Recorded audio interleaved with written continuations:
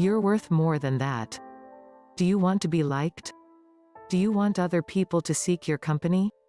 Do you try too hard for others to like you? Do you compromise what you believe to stay with a person or group? If you answered yes to all of the questions, you have a lot of rethinking to do about your life. We all want to be well liked. In fact, we instinctively seek out other people with the same interests, just so we have a group where we feel comfortable, and where we can be ourselves. This is not a problem. We all want the same thing. We all want to be liked. Then reality steps in, and you realize that not everybody likes you. So what do? You do the right thing. Stop trying to make people like you. Everybody in the world is different. Even twins are wired differently from each other. There is no guarantee that all the people you meet will like you, because you do not think the same as everybody else. There will always be a difference, be it big or small. That makes every one of us unique. You have to accept that not everybody is going to like you, and some people not liking you is okay. Stop beating yourself up because some people you have not met, are just met, don't like you. It is not all about you. The problem could be with those people. Just as you have issues in your life, they also have their own hang-ups that affect how they see others. There is a lot of truth in what our mothers used to tell us when we were younger. The reason some people do not like you is most likely because they envy you, and they cannot be like you. People who envy others are often consumed by it, and they tend to be spiteful towards those whom they envy. When being disliked or ignored makes you feel inadequate, love yourself more by distancing yourself from people who make you feel that way. Have as little to do with people who have a negative impact on you as possible. They will bring you down to their level, and they will be satisfied with that. Do not make them happy by being affected by their dislike. Leave them alone and continue to live your life. You do not have to change for others to like you. You just need to meet the right people. The approval-seeking syndrome and how it's identified. The approval-seeking syndrome, or AS, is a personality disorder, whereby those afflicted by it place an unhealthy level of concern on gaining or seeking the approval of others in order to fulfill a deep emotional need. We've all met someone in life who constantly aim to receive praise and affirmation from those around them, even at the detriment of self. Granted, everyone can benefit from healthy praise or gratitude for a job well done regarding achievements. There's nothing wrong with seeking approval from those we love. But when you begin to compromise yourself in pursuit of approval, it affects your psychological state.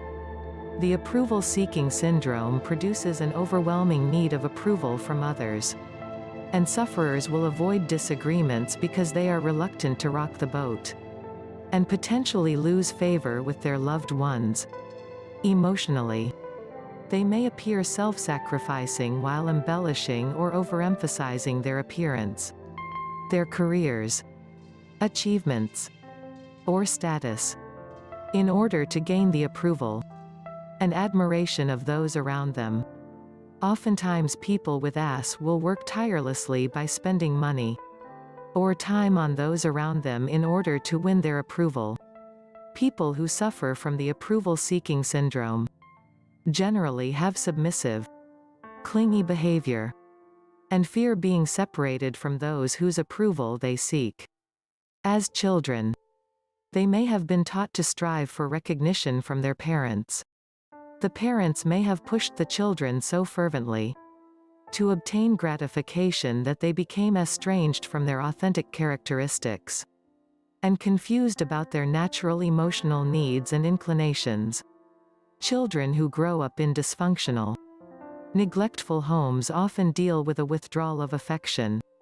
As they grow older, they continually seek the attention of those around them. as a way of confirming one's love or depth. Children in these environments often do not develop a true sense of self, and either develop an inflated sense of self, or an undeveloped sense of self-worth, or lack of self-esteem. The approval-seeking syndrome often leaves you vulnerable to opportunists who seek emotionally damaged people. Manipulators prey on weak victims, and are keenly aware of people who will consistently work to gain the approval of those around them. Some game players will use those afflicted with this syndrome as a weapon and a scare tactic, which forces them to believe they need to continually meet those demanding needs and expectations in order to be worthy or acceptable of their love. You're worth more than that. Somebody once said, "Love is when you care more about another's happiness than your own." Love is an amazing feeling, no doubt. But how far are you willing to go? And how much of yourself are you willing to give up for your partner's happiness? When you've been in love once and had your heart broken, it takes so long to move on that you start feeling like it's not worth it at all. You swear to yourself that you'll never do it again. But that's never the case, is it? When you've healed, when the scars have faded, you want what you had. You crave to feel the way you felt before. It's like an addictive drug. You tell yourself that you're better off without it, but you feel you can't live without it. So you hope and you wait and you pray for something to happen, until it seems like you're waiting for a miracle. Finally, your impatience is awarded. Your prayer is answered. And you have someone. You feel complete. You have someone who is all yours. It's an amazing feeling. You think about this person all day, every day. You never want to leave their side. Soon, the honeymoon phase is over, and your miracle starts showing signs of disinterest. They've got this new person in their life, and it's beginning to worry you. They lie to you. They get you to do things for them you wouldn't normally do, while they're out doing God knows what. One day, when you feel like you can't take it anymore, you break down and tell them how you feel. They tell you that you've got nothing to worry about, and you're the only one they will ever love. This goes on, but you won't end it, because you're afraid of being lonely, though you already are. If you are in this place, listen closely. You are worth more than this. You are worth more than being in an emotionally taxing and depressing relationship, not breaking it off because you're scared of being all alone. Well, I have some good news for you. There is somebody out there whose whole world is you, just waiting. You have got to stop feeling like you're not good enough, because you are. You are beautiful, and smart, and funny, and caring, and someone will come along who will love all of you, and every imperfection. Someone who will love you for you. Tips to become a happier you. 1. Take time to discover what makes you happy. Learn what your strengths and weaknesses are and develop those accordingly. 2. Get in tune with your own needs, and stop worrying so much about what others think. 3. Spend time learning how to appreciate your own company, and don't rely on having people around you all the time to please them and their needs.